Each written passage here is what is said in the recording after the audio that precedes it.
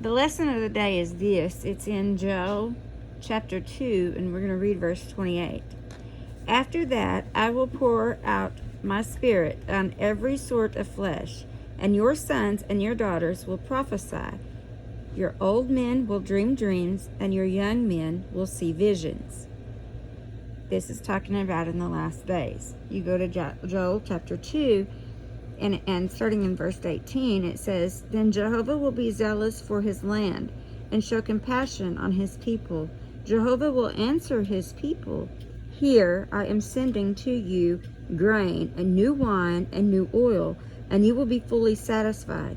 I will no longer make you a reproach among the nations.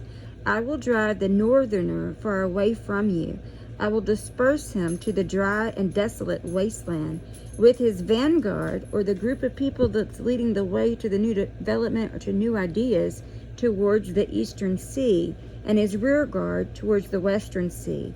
The foul smell from him will ascend, and the stench from him will keep ascending, for he will do great things. Do not be afraid, O land. Be joyful and rejoice, for Jehovah will do great things. Do not be afraid, your beast of the field, for the pastures of the wilderness will become green, and the trees will bear fruit, and the fig tree and the vine must give their full yield.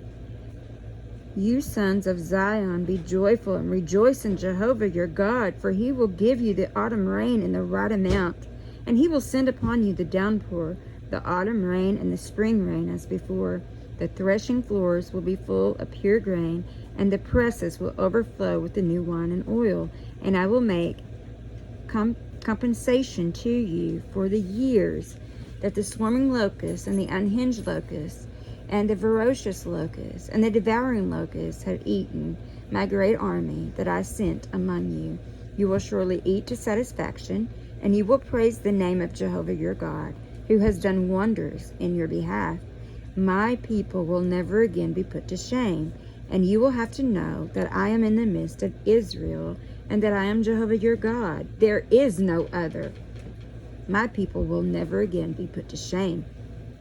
After that I will pour out my spirit on every sort of flesh, and your sons and your daughters will prophesy, and you men will dream dreams, and you young men will see visions.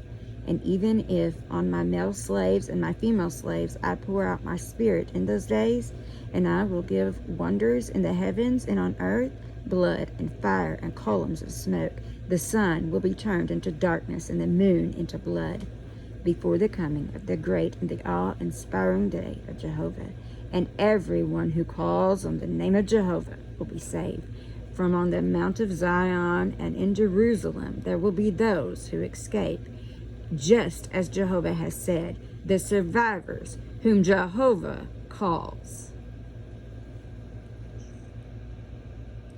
For on the Mount of Zion and in Jerusalem there will be those who escape, just as Jehovah says, the survivors whom Jehovah calls.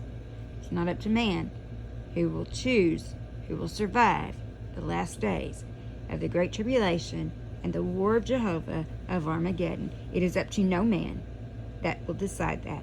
Jehovah is the ultimate judge. It says so right here in the scriptures. And it says, those in Israel, Jehovah has people in Israel too, and those need saved.